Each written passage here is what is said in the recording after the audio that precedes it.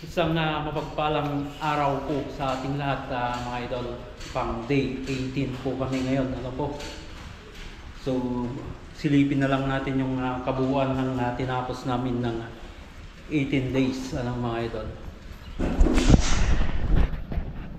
Yan. So, unahin na natin dito sa sa living area, dining, and dun sa part ng kitchen at sa nook. So ito yung kulay, mga idol, tinge of gray po ito. Puti yung cove, and then tinge of gray din itong high ceiling nya. Lahat na po ito ganun, pare-parehas dito sa pinaka main hall po ng bahay. Papasok po dito sa kitchen nya. Yan, so okay na yung tiles. Then sa wash area, okay na rin po.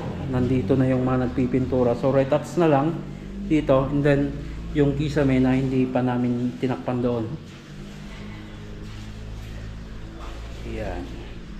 So sa guest room, mga idol, white yung cove and high ceiling. And then candle bright itong wall.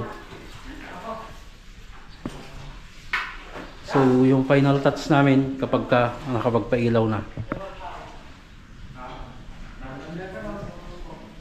Then dito naman sa room 1, mga idol. Yan, puti itong high ceiling. Then light blue po ito.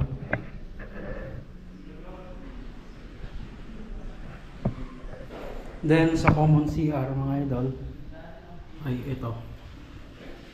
Details na po ito. Yan, nandiyan na rin yung tambak niya. And then may niche.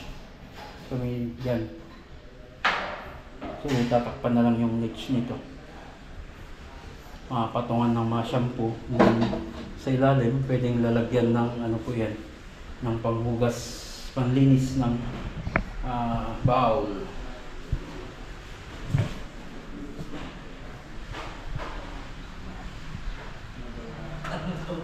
Then dito sa part ng master's bedroom, mga idol, ito nabago yung kulay, light pink na po ito. Then salmon pink po ito. Then white, gloss white din po ito. Then light pink yan. So ito yung CR ng master's bedroom, mga idol. Ito siya. So itong part na lang po na ito, itong pinalitadaan po namin na inulit yung hindi pa nakakabitan ng tiles. So yan o, na-layout na.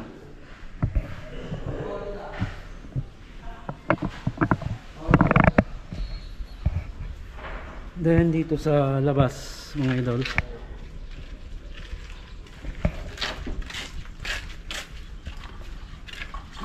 sa carport po ito. So primered na po ito lahat. Ready for top coat na po yan.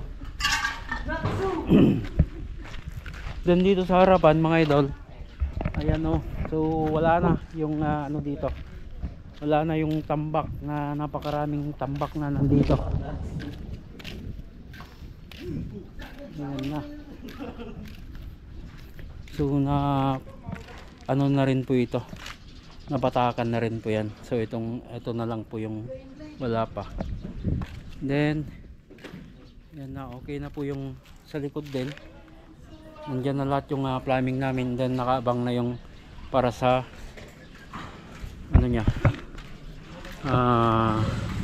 downspout. So inabang ko muna yan, mga idol, para matabunan po namin.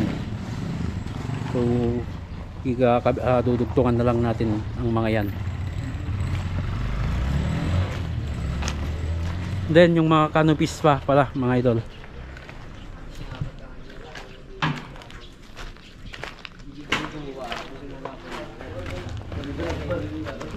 Then natakpan na rin po yung ito, yung problema. Yung mga catch basin, okay na rin po. Isa na lang yung hindi natatakpan doon. So yung tabon, mga idol, ay halos okay na lahat.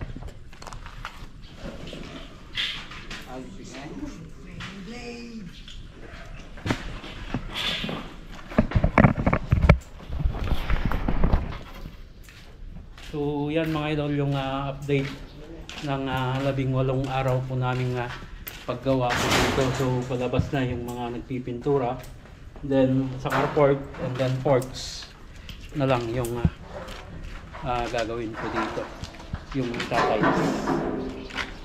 Okay, yun yung hanggang dyan mga idol.